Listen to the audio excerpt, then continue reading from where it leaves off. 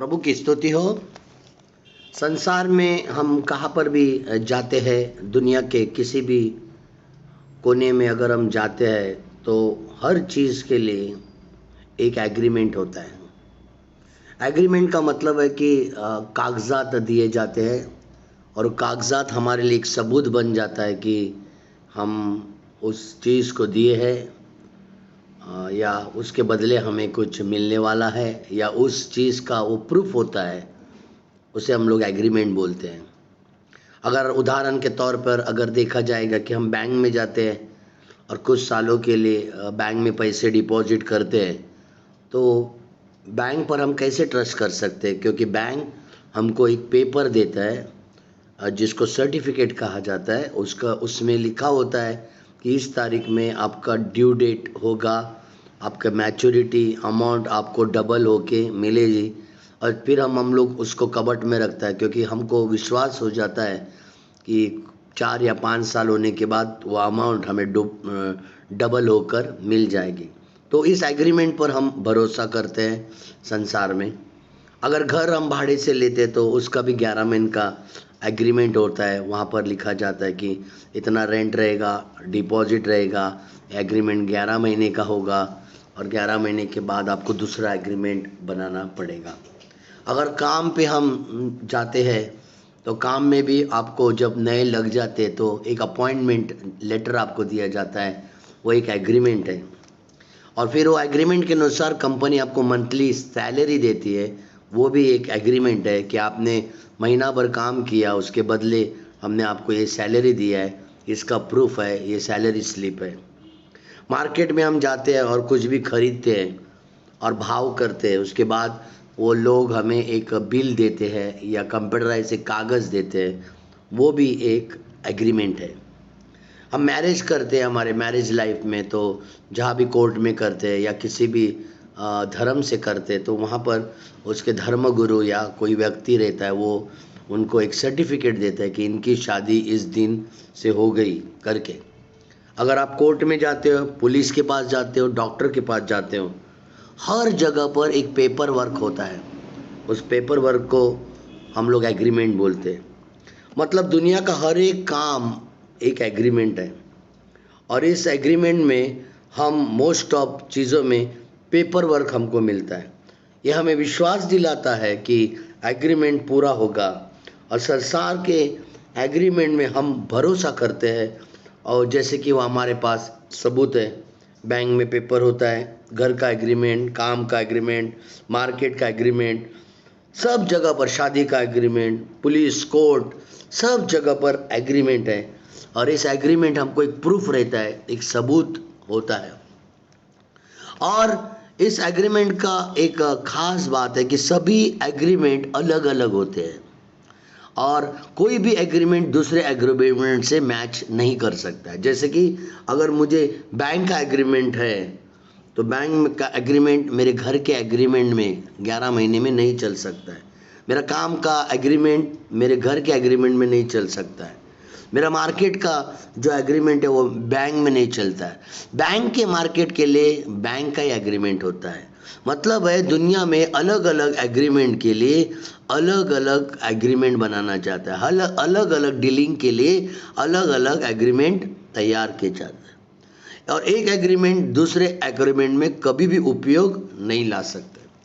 परंतु अगर आत्मिक क्षेत्र में अगर हम इसको गौर करते हैं तो सब कामों के लिए एक ही एग्रीमेंट बुक है, वो है बाइबल। और सब एग्रीमेंट के लिए एक ही सर्टिफिकेट है, वो है परमेश्वर का वचन।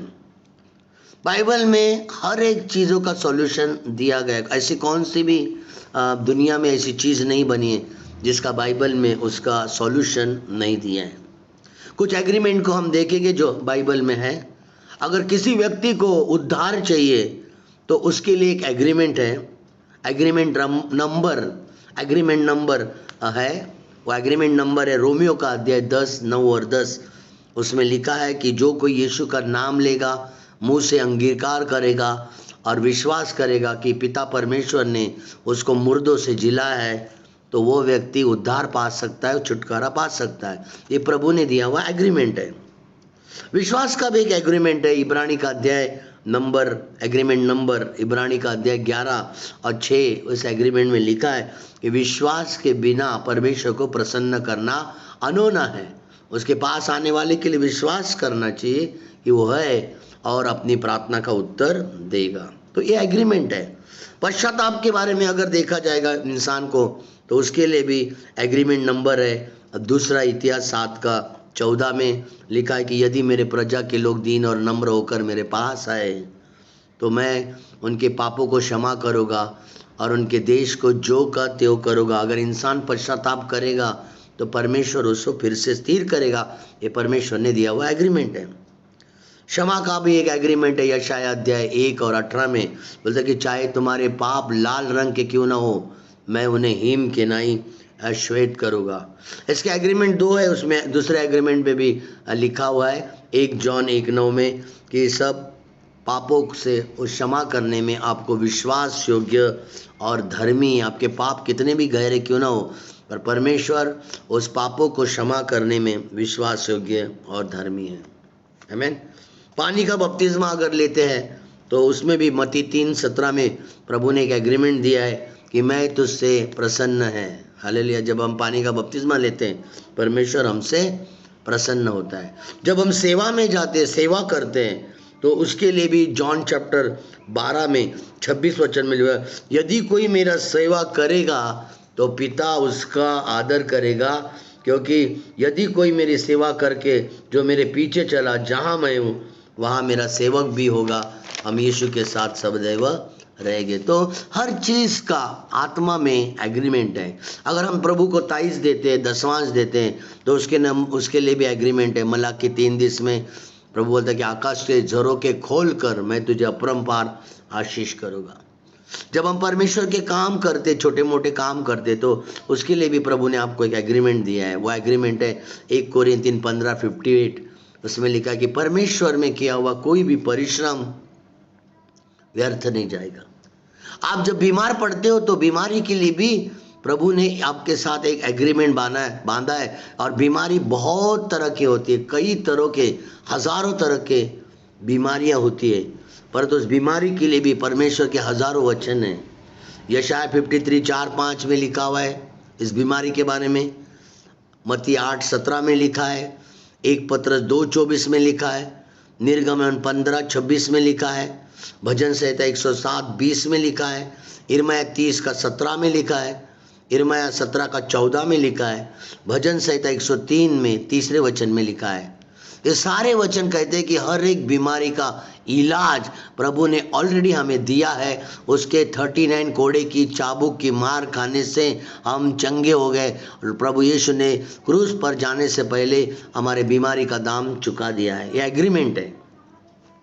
मृत्यु के बाद का भी, संसार में तो मृत्यु का कोई एग्रीमेंट नहीं है, मृत्यु के बाद हमारा क्या होगा, पर परमेश्वर ने मृत्यु के बाद का भी एग्रीमेंट आपके साथ बनाया है। प्रभु यीशु ने जॉन चैप्टर 14 में 1 से लेके 3 तक लिखा है कि तुम्हारा मन व्याकुल न हो।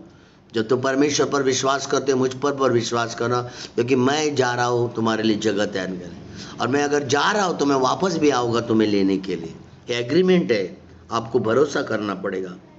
अभी जो कोई नया व्यक्ति भी प्रभु यीशु के पास आता है उसके लिए भी प्रभु ने एग्रीमेंट दिया है। यूहन्ना का अध्याय 6 में 35 में प्रभु कहता है कि जो मेरे पास कोई आएगा वो कभी भूखा न रहेगा, प्यासा न रहेगा। परमेश्वर के आत्मा के क्षेत्र में भी बढ़ने के लिए परमेश्वर ने हमें एग्रीमेंट दिया है। लूका का अध्याय 11:11 में जब प्रार्थना करना प्रभु सिखाते थे, बोलते तुम जब बुरे होकर अपने बच्चों को अच्छी वस्तुएं देना जानते हो तो मांगने पर पिता तुम्हें पवित्र आत्मा क्यों नहीं देगा।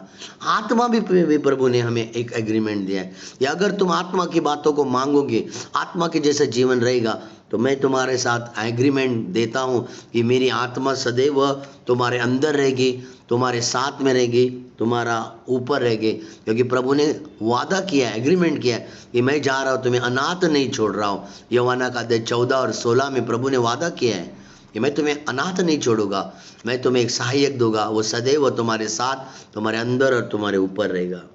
हालेलुया। ये सब चीज़ों का वादा है।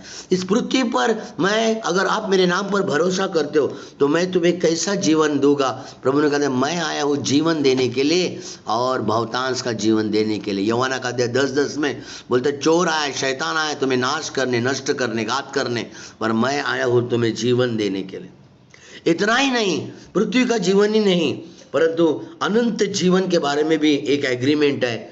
बोलता है कि यूहन्ना का अध्याय 17:3, जो कोई यीशु को जानता है अनंत जीवन उसे मिल जाता है। यीशु को जानना ही हमारे लिए अनंत जीवन है। उसका चरित्र हमारे अंदर आना ही हमें अनंत जीवन प्राप्त करना है।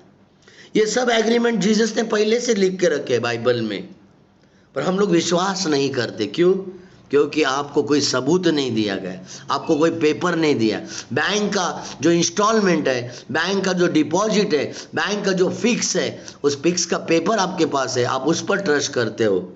परंतु परमेश्वर के बाइबल की वचन में सब चीज़ों का सॉल्यूशन एक ही है, वो है बाइबल। उसने ऑलरेडी, परमेश्वर ने हमारे साथ एक एग्रीमेंट बांधा है। और संसार के एग्रीमेंट के बारे में मैं आपको एक बात इस समय बताना चाहूँगा। संसार के एग्रीमेंट पर जो भरोसा करते हैं वो कागज का एग्रीमेंट है और कागज एक दिन फट जाएगा। परंतु परमेश्वर ने कहा कि मेरा वचन कभी न टलेगा।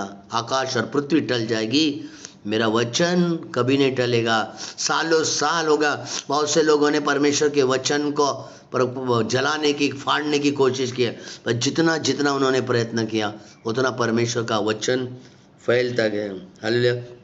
लोग बीमार होते, चंगे हो जाते, पर परमेश्वर पर, जिस परमेश्वर ने चंगा किया उस पर भरोसा नहीं करते, दुनिया में चले जाते हैं। बरतमाई ने क्या किया? जब वो चंगा हो गया वो यीशु के पीछे चला गया। आप चंगे हो जाए, आपकी बरकत आए, आपकी आशीष आए, आपको एक ही काम करना है, यीशु का पीछा करना है, यीशु के पीछे चलना है। प्रभु आप सभी को इन वचनों से आशीष करे। ऐसे कई लाखों, हजारों, करोड़ों प्रतिज्ञा है, एग्रीमेंट परमेश्वर ने आपके लिए बने।